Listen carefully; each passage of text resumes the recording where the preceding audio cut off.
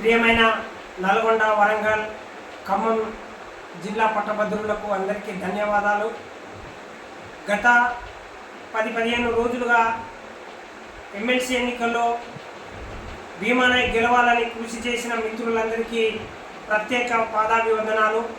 అదేవిధంగా నాకు ఓటు వేసి మొదటి ప్రాధాన్యత, రెండో ప్రాధాన్యత, మూడో ప్రాధాన్యత ఓటేసిన పట్టభద్రులకు, అదేవిధంగా పత్రికా విలేకరులకు, ఉద్యోగస్తులకు, బహుజన మిత్రులకు, వివిధ రంగాల్లో ఉద్యోగాలు చేస్తున్న మిత్రులందరికీ మీ అందరికీ నా తరపున ప్రత్యేక అభినందనలు తెలియజేస్తున్నా.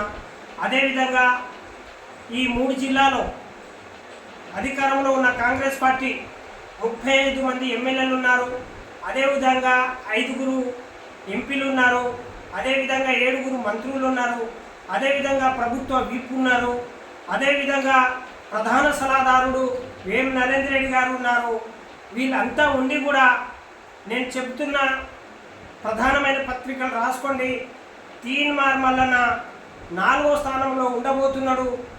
వీళ్ళందరూ ఉండి కూడా తీన్మార్ మల్లన్న నాలుకను కోసేసిరు.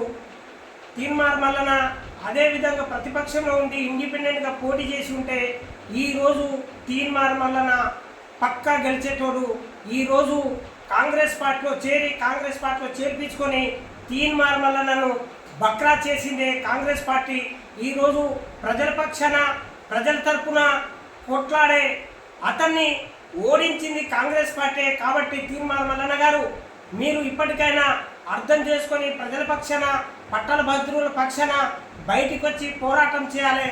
మీరు కనుక పోరాటాలకు మీరు బయటకు వచ్చి పనిచేస్తే మాలాంటి ఉద్యమకారులు, మాలాంటి సామాజిక కార్యకర్తలు, మాలాంటి అనేక మంది కలిసి ఈ 52 మంది పోటీ చేసిన, నీతో పాటు 51 మంది పోటీ చేశారు. ఆ 51 మంది నీ వెనకల మేము ఉండి ఈ పట్టభద్రుల హక్కుల కోసం పట్టభద్రులకు ఇచ్చిన హామీలు 4,000 రూపాయలు ఈ పట్టభద్రులకు ఈ ప్రభుత్వం ఎన్నికల్లో హామీ ఇచ్చింది.